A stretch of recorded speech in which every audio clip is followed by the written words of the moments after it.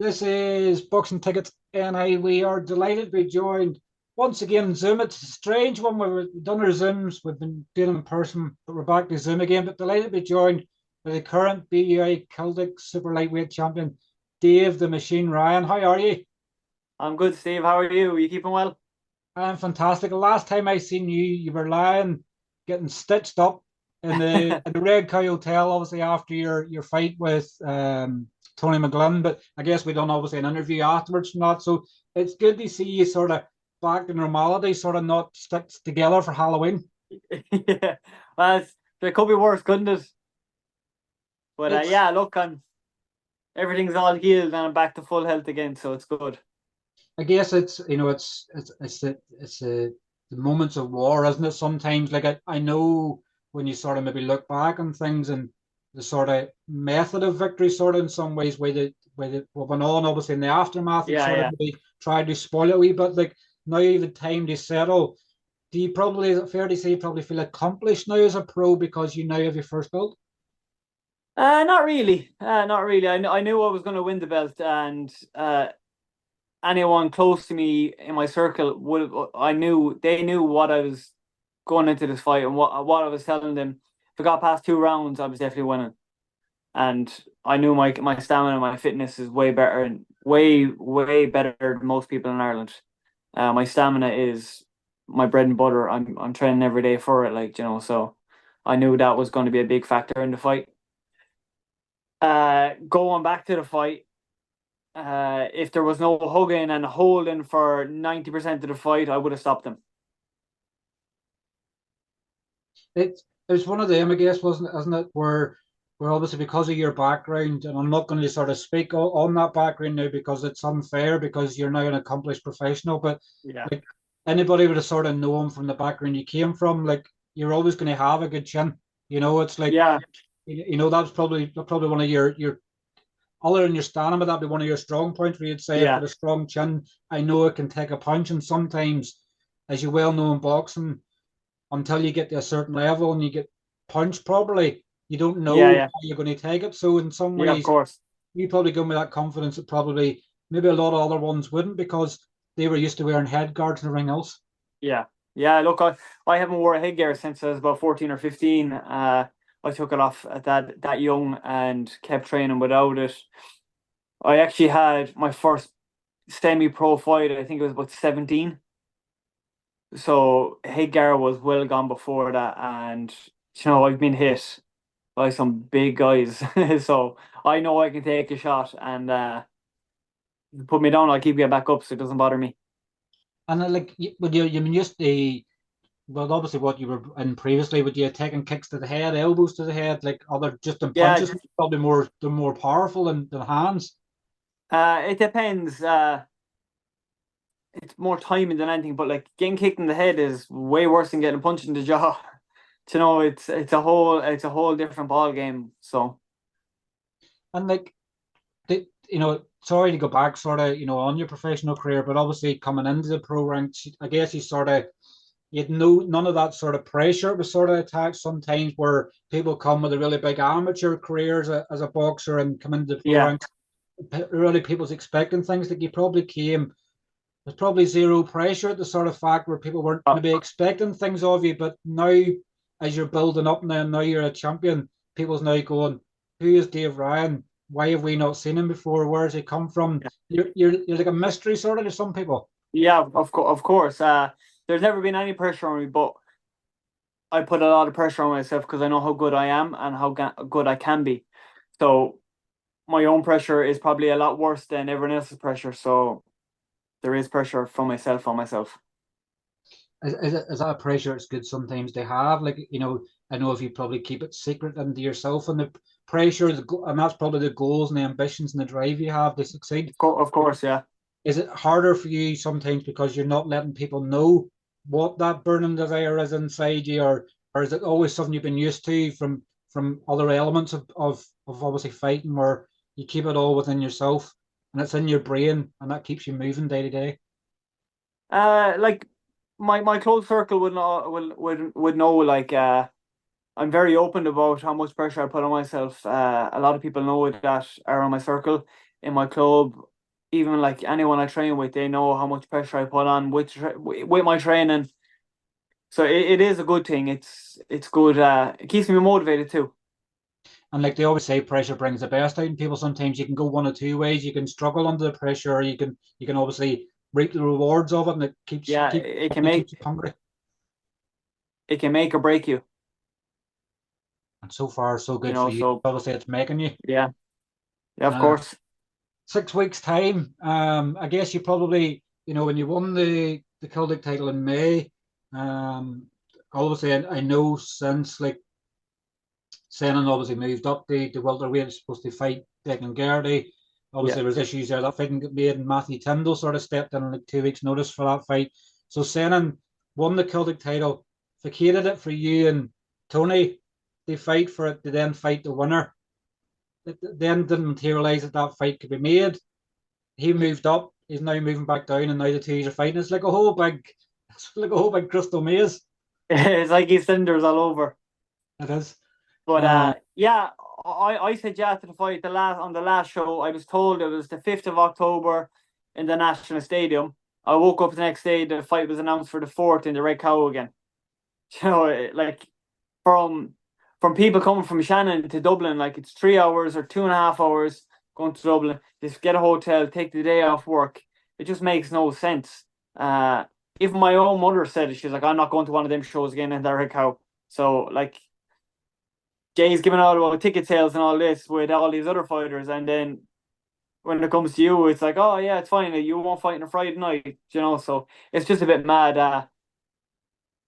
Saturday night, it's just a lot easier for everyone and my fans to come. Everyone around too, so it just makes more sense. I know Jay sort of went on a couple of times sort of about it, and sort of saying like you have 6 or 7 weeks notice, people can book time off and things like that. But I guess in some ways, sometimes you have to be so relaxed when it comes to your fans because they're paying for the privilege to come and watch you Yeah, fight. they're the ones spending their money. It's not my money they're spending; it's their money. So you know, like I have to listen to those people too. At the end of the day, without that, anything in any sport in the world, without your fans, you're nothing. So, like Yeah, for you to 100%. then to go here, take a Friday off work. Um, the tickets are €60, €80, €100. You then probably have to stay the night in Dublin. It's going to cost you a fortune, but you're never worried about it. You're following a career. Yeah, look, if it was that easy, they'd be all doing it, but it's not that easy. You know, it's the price of everything nowadays. You know, it's a full week's wages going to a fight nearly. Mm. You know, and it sucks to say that, like, because if it wasn't, you'd have everyone going. And But like, is it annoyed you sort of when you've seen obviously Jay's comments on that? I guess sometimes the people have the blinkers on. If he probably sits back now and watches this interview and goes, "Now I get it. Now I understand." It's not like you weren't scared to fight because a fighter's not scared to fight anybody, but it's the whole fact that the Friday causes a lot more trouble for you because people have to travel. it causes a whole lot more travel. Like even my own, like I run a club. I work. You know, there's two things gone out of my day on a Friday. Like 90% I'm going to be gone on the Friday anyway because of weigh-ins and all this. But like I can still have people to look after it. But it's just an absolute pain in the ass. Like Friday nights, especially being so far away in Dublin too. Like that kind of way. So like I fought on the Galway show there last year or the year before. It's a half an hour from where I live, like, so I'm not too much under pressure that way. People can go up, they're literally straight back down at the next car journey, like, so it's easier that way. But like, you know yourself, you can't keep expecting people to come to fights and they're getting further and further and further away where like you don't have too many close ones to home. So it's just a pain in the head, to be honest. Exactly. And here at the end of the day, the sport sometimes be trying to make the most money. And if you can't sell tickets, and I know sometimes obviously with an Irish title and things you'll get a purse, but like it takes away from the fact that you could earn more, bring more people there and have them part of the occasion because Of they course. followed you to Belfast, they followed you to Galway, they followed you everywhere in your career so far. So you don't want them they miss out on an opportunity because Yeah. you're fighting on a day that doesn't suit them. Of course. And now, especially the last fight, my last fight, there was confirmations, there was communions on the same day, so like that really put a killer on it. So like there was a lot more pressure with people missing and just all that kind of jazz. Just going back to obviously the fight with Tony, did too many, some of your lot that maybe watched the fight, obviously online, you obviously bought the pay-per-view. Like, were they obviously having to wait then for your post going up to go, you're the champion, and going, what's going on? I watched the fight and it went the other way. Did you have many of your lot that were sort of confused then when they seen you with the belt? Yeah, look, that's why we were told to stay in the ring after the thing to get the belt, and then we weren't presented it in the ring and all this. But like that stuff happens. But I actually didn't have my phone until just about I did an interview with you. Mm. So my partner actually put up a post, and everyone was like, "Hey, what's going on here? How did he get a belt for losing?" So like, I still get flagged every day and work about it. Oh, there was two belts for a loser. So look, it happens. I wish it didn't happen, but there's no going back on it now. So Do you have the belt now? Obviously, because I know on the night you obviously got it for a few minutes, and then Leona took it. Like, has she give you the belt back yet? she's actually sick of looking at the thing. She was like, "Put that away. Put it with your other belt somewhere else." I actually have it up on one of the things in the shirt room, and it's literally hid away in the corner. Like it's like you wouldn't even notice it's there. I guess she's looking forward to the next one. Now, obviously, an Irish title, like she'll keep that for a while. Well, I'd say she gets sick of it after a couple of days.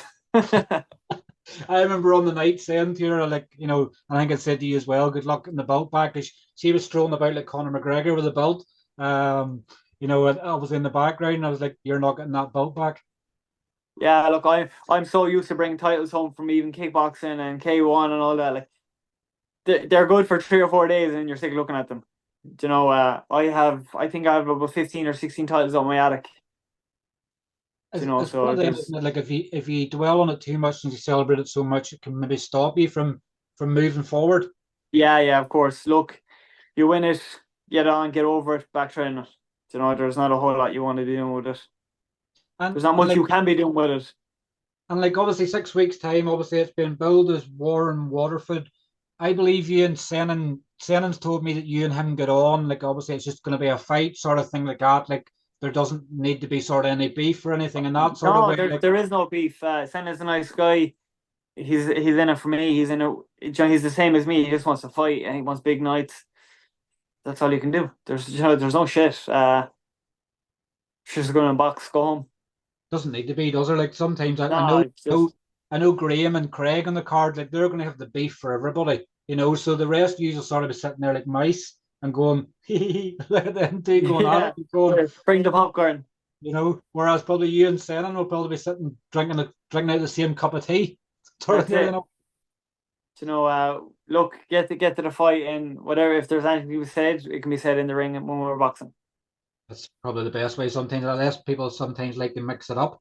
Like obviously in some ways, like it could be work out weird. Obviously, Senan's become Celtic an Irish champion in 2024. You're already Celtic champion, so you're looking to join him, becoming an Irish champion as well. Like you're trying to stop him from becoming a two-weight Irish champion, and he's Of trying to course, stop you from following the feat that he's done in 2024. of course, yeah. You know, um, did you watch Senan and Matthew? Like, do you sort of? I guess you probably try and keep opinions of how the fights and stuff went and the build up to I, the fight. Like, did you watch much of it? the only thing I know about that fight is Senna won. That I haven't seen anything of it, and I will not watch anything of it. I couldn't care of previous opponents he's boxed. Matthew isn't me. I'm not Matthew. We're two different people. We're worlds apart. So it's different altogether. And he took that fight in short notice. I'm not taking this fight in short notice. So it's totally different. Yeah, there's 6 weeks until today. Obviously, I know this is Yeah. going to go out tomorrow. So it'll be less than 6 weeks. Um, like it looks like it's going to be a really good night. Obviously, I was in Waterford obviously for the show last year, and the production and things like that was fantastic. It wasn't packed out. It looks like this is going to be a sold out show. It's going to be in Pro Yeah. Box TV all around the world. Like this is a sort of it's like an advert for you in a way to sort of get your name out there to more and more people. Of course. I've been saying it my whole career. All I need is one opportunity. I'll take it with both hands. It's a big shot, so I will be taking it. Like how do you envisage the fight going? Where you're saying obviously, if it wasn't the holding with the Tony McGlynn fight, you would have stopped him. Like how do you sort of see the fight with Senan going? Do you see it being like a sort of close sort of battle? Like, how do you see it going? I don't know. It could be a close fight. It depends on what he brings. Uh, I will be winning this fight.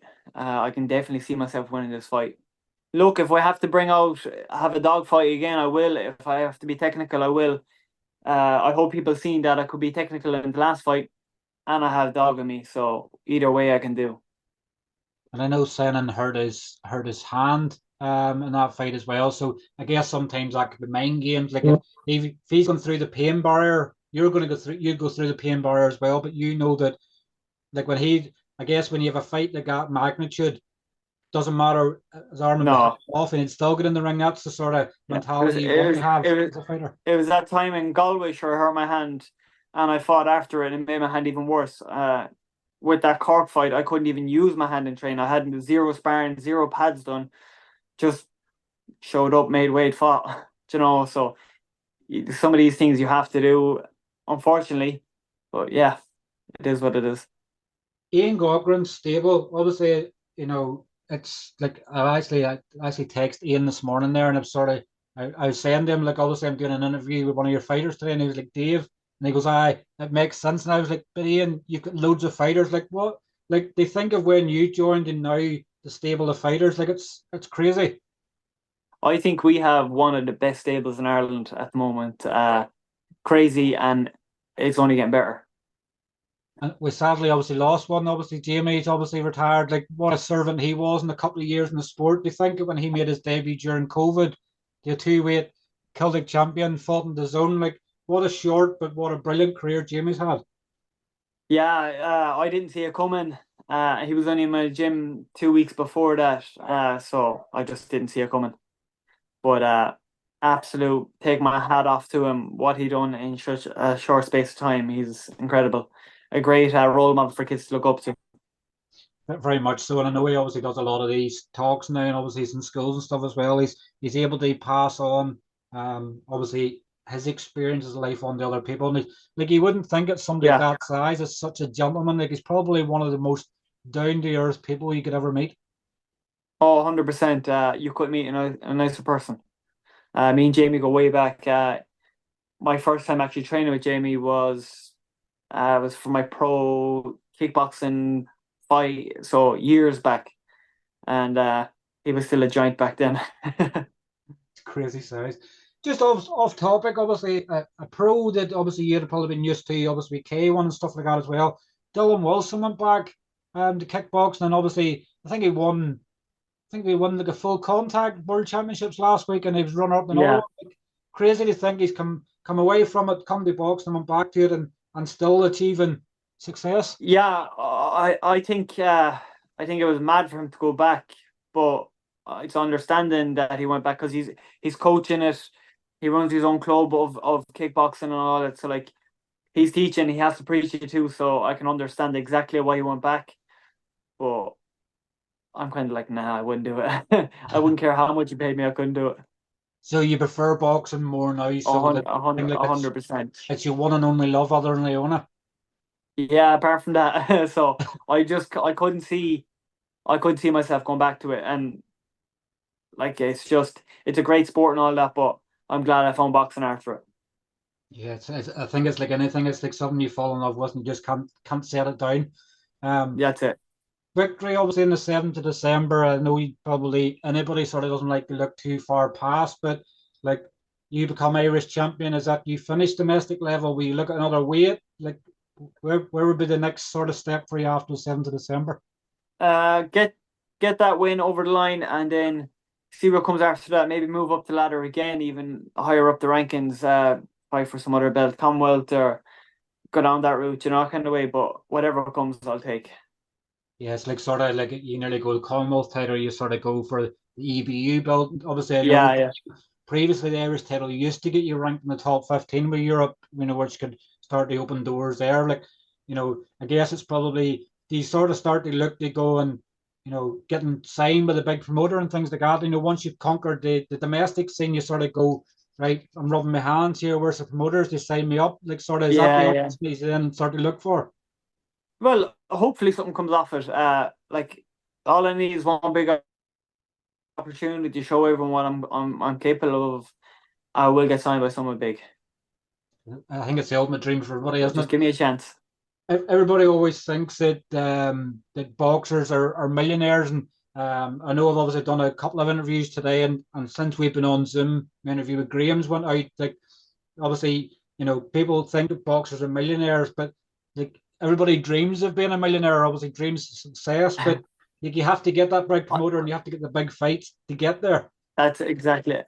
I can show my bank account and they think different about boxing after that.